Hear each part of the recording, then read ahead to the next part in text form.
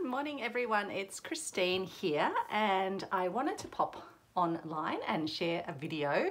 I've been a little bit quiet on the videos lately. It's been a busy time in the lead up to Easter, and I've also had my family from Western Australia come over, so we've been having lots of fun catching up with my little nephews and niece. So I've got two things to share with you today. The first is a really fun little activity you can do to create a folded serviette for the Easter table in the shape of a little bunny that also holds some little Easter eggs. So I'm just going to stand up so I can see how that's looking on camera. And sorry, I've attached my camera to the table I'm using. Hopefully it won't bobble around too much. So it's a fabric serviette or napkin, as you might call them, and it's a simple folding technique to create a little bunny. And then I'm going to be sharing my finished flags, slow stitch scrappy fabric flags, and my finished little wooden dolly peg dolls, which are also scrappy fabric slow stitch. So to create the bunnies, first up, and I hope you're all having a good weekend. For those of you that are celebrating Easter or celebrating other important dates in your calendar, I hope you're having a good time with family or friends, or whatever way you're choosing to celebrate. So sorry, I should be actually telling you as I do this. I'm basically going to take the square, and again I'm just going to check if we're mostly in camera, and I'm going to fold it in, essentially fold it up into a quarter, folding it up a quarter, folding it up a second quarter, and then folding the top down. So 2 folds up, 1 fold down, so that you have that final piece that's been folded down like that. Then make a crease in the middle so that you know where you're going to need to fold, and then you're going to fold up that crease in the middle, and then you're going to fold the 2 corners down to the middle.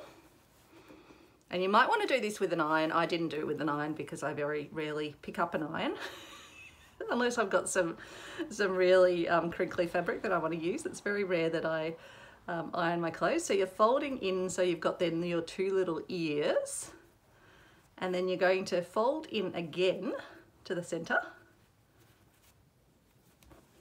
Hopefully I'm on camera. And you're going to put a ribbon around just where the folds and the ears are approximately. And you can always jiggle your ribbon around a bit. And you're going to tie a little bow there. So you just need a ribbon that's long enough to tie a bow. I use quite short ones on my little example ones. This one I've given myself a tiny bit more just to make it a bit easier. I reckon it's actually probably pretty similar in size, just maybe a smidge more. You can shape your camera, shape your ribbon, and then you're going to make pop the little tail section out, so that's the little body of your bunny. And then you're going to stick your fingers in these 2 little front pockety bits. Find the pockets, so you get two little bobbles, like 2 little, I don't know, 2 little legs. And then that is where you put your little Easter eggs in. You don't have to do the Easter egg step. It's just a cute thing to put on the table. And then when people get to the table, they're going to immediately have some little Easter eggs to have a little snack on. And they are super, super cute. So hopefully that that gave you all the steps and you could see everything. Sorry, my chair is squeaking because I'm getting up and down just so I could see if we were properly on camera. So that's the Easter bunnies. I'm now going to move you down, so you might want to close your eyes for a moment while I bring the camera down and make it straight. Okay, and so let's move on to the little flags. Now I've set them in my little fabric rectangular case that I made. I'm still working on I'll probably do another prototype where I actually put some card in the sides to give them a bit more structure. But yeah, it's a great little, it's lovely. I actually like it because it is so soft, but I'll do a version that is a bit more rectangular. So I've made a flag for each of the males attending our Easter celebration, and then I've made some little dolly pig dolls for the females. But you could go anyway. You could do all flags, you could do all dolls. It doesn't really matter. So this is one for my partner. So A for Alex, and he's a lover of France and particularly of croissants. So I went with the French colours for this one. And as you can see, it's pretty simple. It's really just arranging the fabrics in whatever way you want. I kind of went with vertical, horizontal, and just trying to sort of balance the elements. And each of the pieces has a sort of hand embellished component on it. And then, yeah, just using a rectangle of fabric. With this one, because the rectangle didn't fully fold over, I backed it with another piece which was folded under and then just sewed along all of the edges. And then I just did whatever stitching, and this was before I put the backing on. That's why you can't see any stitching through the back. I did whatever stitching I wanted on the front just to embellish and hold down the pieces. So that is A for Alex. Next up is Alex's dad, Silvano. So Silvano is from Trieste in Italy, and he loves Trieste. He's been back many, many times, and this is the symbol for Trieste. So I've gone with the colours of the Italian flag, so white, green, and red, and just use scrappy bits of fabric.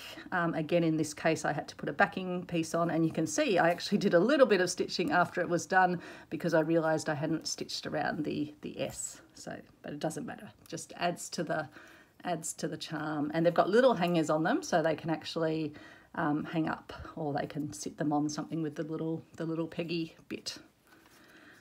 Next up, R for Robert. So that's my brother, and he's from the horse-loving family. So I did a stitched outline. I used a crochet cotton, a beautiful vintage one, sort of almost golden browny colour. And so I used that for most of the stitching, but then the R I did in the yellow.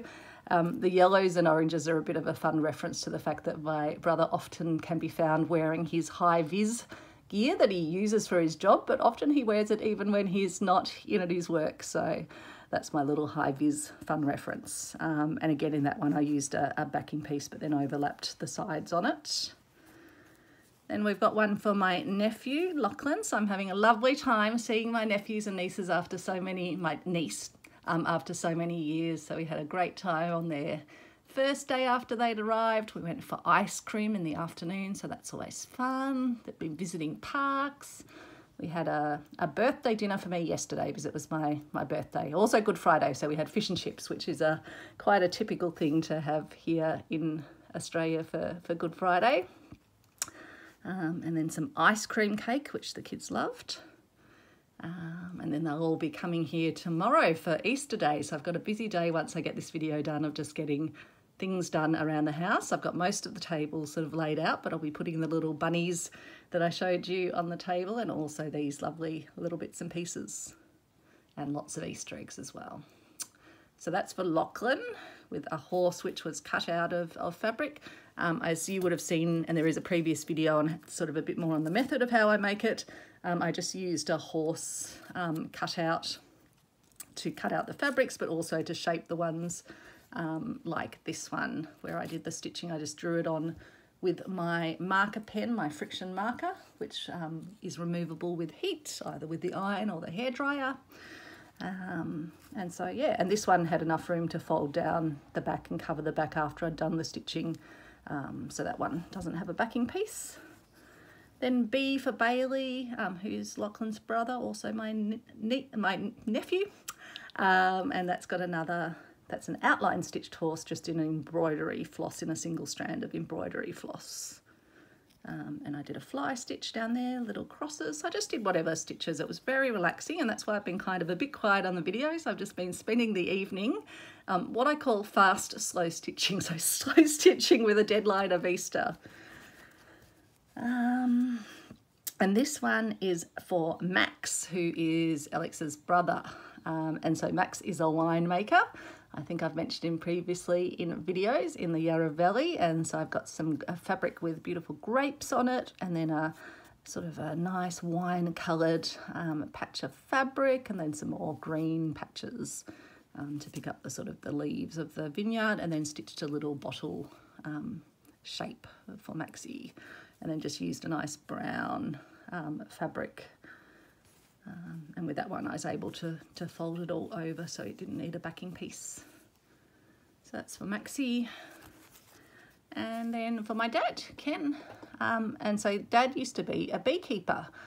Again, I might have mentioned that before. So I did a little mini version of the larger version that I had done on a recent slow stitch scrappy piece, which I've actually still got to fully finish the scrappy outline and the over stitching. And so I just did a very sweet little beehive with 3 little bees, a little flower, and then used sort of golden, browny and green tones on that with some little French knots and other stitches. So just really simple stitches that I'm using, but all together they just, yeah, they come together lovely. And even if they're uneven in parts, it all just absolutely adds to the charm. Got lots of tiny bits of thread everywhere. So that they are the flags. So there are 1, 2, 3, 4, 5, 6, 7 of those. 1, 2, 3, 4, 5, 6, 7. Yep, 7 flags. And then we move on to our lovely ladies. And I better get those down into frame.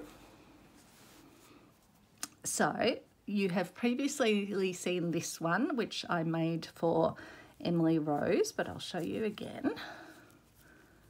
So I've spelt out everyone's name in little pieces of fabric scrap, and then just added lots of other fun elements. So an old piece of a embroidered doily, little not yo-yos or Suffolk puffs, little bits of fabric, designed fabric, little Easter egg there, beautiful rose fabric that I love, my little hexies that I make through folding, got chain stitch, all sorts of stitches, got beading, little buttons, and then little ribbons to be the closure, and this one's got a little bauble on the end of it, and so they just wind up like this. I won't wind them all up once I've unravelled them because it'll take a bit of time, so I'll show you them all and then I'll wind them up afterwards as I put them on the table.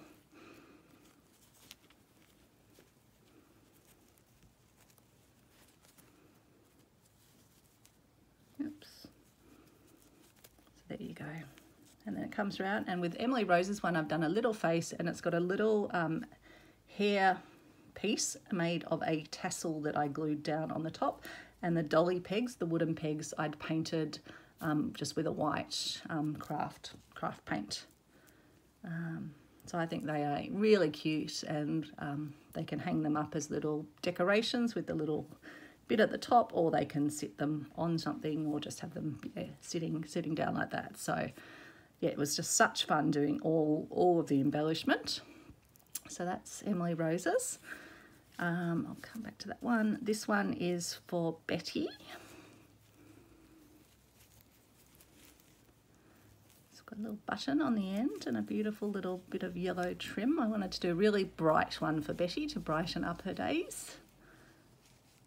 So I've got an old piece of embroidery there. Got a little Suffolk puff that almost made a heart shape, upside down heart. Got one of my little hexies, bits of lace, sequins, lots of scraps. And with each of them I was using, as you would have seen in the previous video if you watched it, I was using fabrics from the reverse art truck. So the bulk of it is fabric from the reverse art truck. There might be the odd bit of ribbon or sequins or little buttons that aren't from that, but really it was all using just things that I had, and the odd bit of embroidery as well, which isn't from the reverse art truck.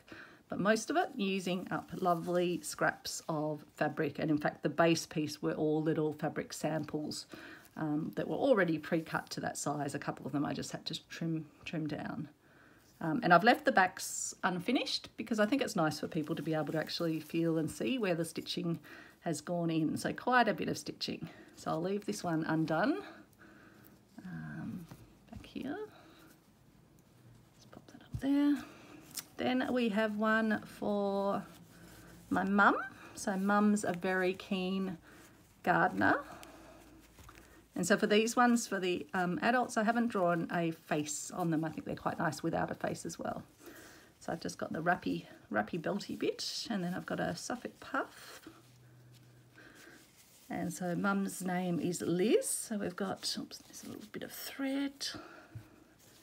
Got little French knots there, got some rick-rack. And so I've gone with a really garden theme because mum absolutely loves gardening. And then goes back to here. And then the green, and I just stuck a piece of lace on the inside, just around, just like a little scarf around the neck of the piece.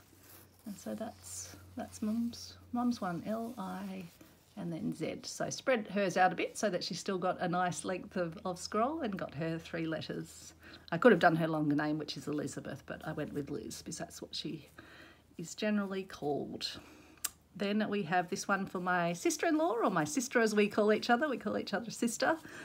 And so this is for Michelle, who's over from Western Australia with my brother. She is the very best mum. She does an amazing job raising my nephews and niece because my brother is in a fly-in, fly-out job. So a lot of the time she's a single mum, and I don't know how she does it, looking after 3 kids, 3 boisterous kids, but lovely kids. They've done such a good job raising them. They're really great kids. So that, and Michelle loves, well, she used to. We haven't seen her in a few years, so I hope she still loves orange. I remember, I think when I first met her, she showed me an artwork she'd done, which was all oranges and blues. So that's what I took as my inspiration, with a bit of purple thrown in. So I hope she likes that. So there we go from the start. We've got one of my folded hexagon shapes with a button on it. And then just lots of lovely, colourful, and I really like the oranges and blues and purples together. Doing this exercise has really made me kind of think what coordinates well, and just picking out the colours from the fabrics and using those for the threads as well. And then I've got the long sort of tail, and then I've just put a nice button, which I think I got from the reverse art truck as well, because I did get some buttons from there. And then another little Suffolk puff there. So I'll just move that up to the top. Then we've got this one for my sister-in-law, although Alex and I aren't married, so not sister-in-law in the sort of the typical sense, but really for all intents and purposes. And so this is for Eladay. I'll just get it rolled out and then I'll show you from the other end. So she likes a lot of black, white and gold are colours that she often wears, so I took those as inspiration for her. So I've got a nice little, and I did just some little lines out, again with a crochet thread and a sequin and a bead. Fun little fabric that almost looks like apple fabric. Cute little vintage lace applique bit. More sequins and beads. And then, yeah, check fabrics. I just used checks and florals and, yeah, just whatever. A Suffolk puff, which I've filled up with little golden beads, and there's a bit of thread sitting on that one as well. Thread. I'm sure they'll get some bonus threads, but I'm sure they won't mind. A nice little wheat or leaf motif at the end. And again, just lots of stitching. And then I've got another little bead on the end, which has like a little lion's head. I don't know if you can see that. I probably just went off camera then. So yeah, that's that one. Just roll it out, just because I need to roll it up again. And then this is mine, which isn't actually finished yet, but it will still go on the Easter table and I'll be able to finish it at my leisure, unless I get it done tonight. So what you can see here is the method that I ended up using for these ones. Because it was just an easier way to make sure all the elements sort of stayed in place and I didn't have pins in the pieces while I was doing them. So I just use a bit of Yoo-hoo glue and use that to stick down the elements. So these are just stuck down with Yoo-hoo glue. As you can see, in some places they're just lifting a little bit, but it just helps to hold them while you do your stitching. And what it means is it's not, it's still very bendable and flexible. It just gives it a little bit more, I guess, texture, not texture, a little bit of stiffness to it, but not, doesn't mean that it's at all stiff. Whereas if you used a PVA, it'd go quite hard. Whereas I find that Yoo-hoo is really fantastic to use with fabric. If you're doing a journal making or something, it's really, really good for the fabric onto paper, but also fabric onto fabric. So that's holding all those pieces of mine together until I can actually get around and do the stitching all around all the edges. You'll also see on quite a few of particularly the other pieces, I cut out the pieces of fabric with pinking shears, because even the fabric samples have pinking shear cuts along them, which just helps to keep the pieces, helps to stop them fraying.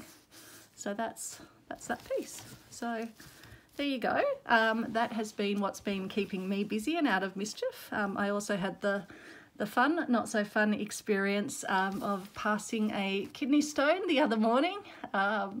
Unfortunately, I'm medically or not metabolically predisposed to kidney stones. And the other morning I had the unfortunate pain that I knew I didn't want it to be, but I knew within myself it was a kidney stone. But I was so lucky in that I passed my kidney stone from when the pain started to when it passed an hour and a half, whereas normally it would go on for weeks and would have probably ruined, well, I'm sure it would have ruined my birthday and my time with my family. So I'm just so grateful that what could have been awful was over and done with in an hour and a half. And even the pain this time was nothing like what I've had before. So I was able to keep working. I just told my colleagues I'm going through something right now, and excuse me if I kind of just disappear off screen for a bit. Luckily I was working from home, but yeah, past that pesky little kidney stone. I won't show you because that would be kind of gross, but he is out of there, and hopefully no more for a long time. So grateful for the things when you get through something like that, and you can really then just be really, really appreciative of your time with family and friends. So I hope you are surrounded by love, or I know for some of you might not be with family or friends this weekend, but I hope you're finding nice ways to treat yourself well, whether it's crafting, whether it's watching some videos, or reading a book quietly, or enjoying a nice little bit of chocolate or a hot cross bun, or whatever it might be that you're doing to celebrate. So take care, everyone. I'll see you back soon. I've got to start thinking about the next prompt for Roxy's Journal of Stitchery, and also clean up all the little scraps that are surrounding me and transition away from this little project to the next stitching projects. Take care, everyone, and speak to you soon.